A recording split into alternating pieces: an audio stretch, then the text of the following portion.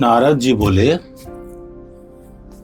हे ब्रह्मन, हे महाप्राज्ञ, हे तात, आपसे इस प्रकार कहकर विष्णु के अंतर्ध्यान हो जाने पर क्या हुआ? हे विभे, आपने क्या किया? हे वक्ताओं में श्रेष्ठ, आप मुझसे कहिए। ब्रह्मा जी बोले, हे श्रेष्ठ विप्र नंदन, भगवान विष्णु के चले जाने पर मैंने जो कार्य किया आप उसे सावधानी पूर्वक सुनिए।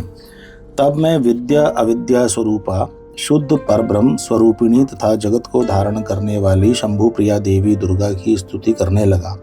सर्वत्र व्याप्त रहने वाली, नित्य निराश्रय निराकुल, त्रिदेवों को उत्पन्न करने वाली, स्थूल से भी स्थूल रूप धारण करने वाली तथा निराकार दुर्गा की मैं वंदना करता हूँ। आप चित्त स्वरूपा, परमानंद स्वरूपिणी तथा परमात्म स्वरूपिणी हैं। हे देवीश, मेरे ऊपर आप प्रसन्न हो और मेरा कार्य करें, आपको नमस्कार है। हे मुने, हे देवर्षि, मेरे द्वारा इस प्रकार स्तुति करने पर वे योग निद्रा भगवती चंडिका मेरे सामने प्रकट हो गई। वे भगवती दुर्गा चिकने अंजन के समान शरीर की कांति से युक्त थी। वे सुंदर रूप से संपन्न थी। उनकी दिव्य चार भुजाएं थी। वे सिंह पर सवार थी। वे हाथ में वर मुद्रा धारण किए हुए थी। उनके केशों में मोती तथा मणियां ग्रथित थी।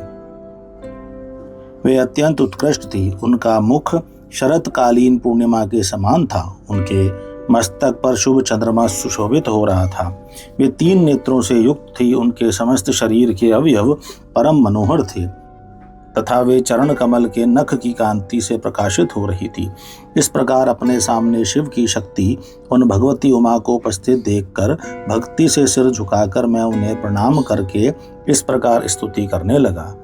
हे जगत की प्रवृत्ति एवं निवृत्ति स्वरूपे, हे सर्ग स्थित रूपे, आपको नमस्कार है।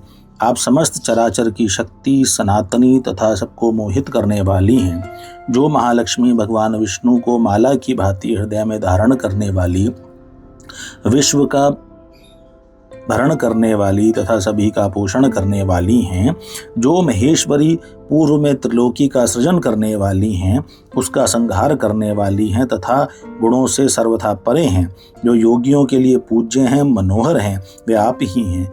हे परमाणुओं की सार स्वरूपे, आपको नमस्कार है। जो यम नियमों से पवित्र हुए योगियों के हृदय में निवास करने वाली तथा योगियों के द्वारा ध्यान गम्य हैं, वे प्रकाश एवं शुद्धि आदि से युक्त, मोह से रहित एवं इस जगत को अनेक प्रकार से अवलंब देने वाली विद्या स्वरूपा आप ही हैं। आप कूटस्थ, अव्यक्त एवं अनंत रूपा हैं। आप काल रूप से इस जगत को धारण करती हैं। आप गुणों से युक्त होकर सभी प्राणियों में नित्य विकार रूप से बीज उत्पन्न करती हैं। हे शिवे, आप तीनों गुणों की कारण रूपा हैं तथा इससे परे भी हैं। हे देवी, आप सत्व, रज तथा तम, इन तीनों गुणों के साथ ही पार्थिव विकारों से रहित तूर्य रूप हैं। आप इस जगत की तथा गुणों की हेतुभूता हैं। आप ही ब्रह्मांड में स्थित रहकर इस जगत की सृष्टि, प्रलय तथा पालन करती हैं। हे संपूर्ण जगत की बीज स्वरूपे, हे ज्ञान तथा ज्ञेय स्वरूपिणी, आप सर्वदा जगत के हित साधन में तत्पर रहने वाली हैं। अतः हे शिव पत्नी, आपको सदा नमस्कार है। ब्रह्मा जी बोले, मेरी स्तुति को सुनकर लोक का कल्याण करने वाली वे महाकाली सामान्य मनुष्य की भांति मुझ जगत सृष्टा से प्रेम पूर्वक कहने लगी। हे ब्रह्मन, आपने मेरी स्तुति किस लिए की है, इसे आप ठीक से समझ लें। आप मेरे भक्त हैं तो उसे शीघ्र ही मेरे सामने निवेदन करें। मेरे प्रत्यक्ष रूप से प्रकट हो जाने पर कार्य सिद्धि निश्चित है। अतः आप अपनी मनोभिलषित बात कहें, मैं प्रसन्न होकर उसे निश्चित रूप से करूंगी। ब्रह्मा जी बोले, हे देवी, हे महेश्वरी, मेरे ऊपर कृपा कर मेरी बात सुने। हे सर्वज्ञ, आपकी आज्ञा से मैं अपने मनोरथ की बात कह रहा हूँ। हे देवेशी, पूर्व काल में मेरे ललाट प्रदेश से उत्पन्न हुए आपके पति, जो रुद्र नाम से प्रसिद्ध हैं, वे इस समय योगी होकर कैलाश पर्वत पर निवास कर रहे हैं। वे भूतों के स्वामी इस समय अकेले निर्विकल्प समाधि में लीन होकर तप कर रहे हैं। वे निर्विकार होने के कारण पत्नी से रहित हैं और आत्मा में रवण करने के कारण दूसरी पत्नी की अपेक्षा नहीं करते हैं। हे सती, आप उन्हीं को मोहित करें जिससे वे आत्मा विरमण से उपरत होकर दूसरी स्त्री आपको देखें। आपके अतिरिक्त कोई अन्य स्त्री उनके मन को मोहित करने वाली नहीं होगी। इसलिए आप ही दक्ष की कन्या बनकर अपने रूप से शिवजी को मोहित करने वाली हों। हे शिवे, आप शिव पत्नी बने। जिस प्रकार आप लक्ष्मी का रूप धारण कर विष्णु को प्रसन्न करती हैं, उसी प्रकार संसार के हित के लिए आप इस कार्य को भी वैसे ही करें। हे देवी, जब उन शिव ने स्त्री विषयक अभिलाषा मात्र से मेरी निंदा की, तो भला वे स्वेच्छा से किस प्रकार स्त्री ग्रहण कर सकते हैं? यदि वे स्त्री ग्रहण कर भी लें तो भी वे तो सृष्टि के आदि, मध्य और अंत में सदैव विरक्त रहते हैं। अतः उनसे उत्तम सृष्टि किस प्रकार होगी? हे देवी, इस प्रकार चिंता परायण हुए मेरे लिए आपके अतिरिक्त और कोई शरणप्रद नहीं है। इसलिए विश्व कल्याण के निमित्त आप मेरे इस कार्य को करें। शिव जी को मोहित करने में न विष्णु, न लक्ष्मी, न काम और न तो मैं ही समर्थ हूँ। हे जगन माता, आपके बिना कोई भी उन्हें मोहित करने में समर्थ नहीं है। अतः आप दिव्य रूपा दक्ष पुत्री के रूप में जन्म लेकर मेरी भक्ति के आग्रह से महायोगी शिव को मोहित करें और उनको पत्नी महेश्वरी माने।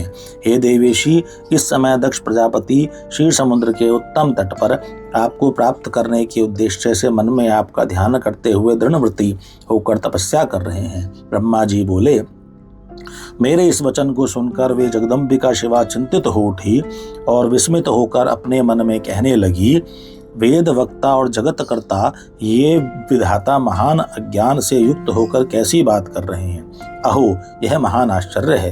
ब्रह्मा के चित्त में ऐसा यह दुखदाई महान मोह कैसे उत्पन्न हो गया कि वे निर्विकार परमात्मा को भी मोहित करना चाहते हैं।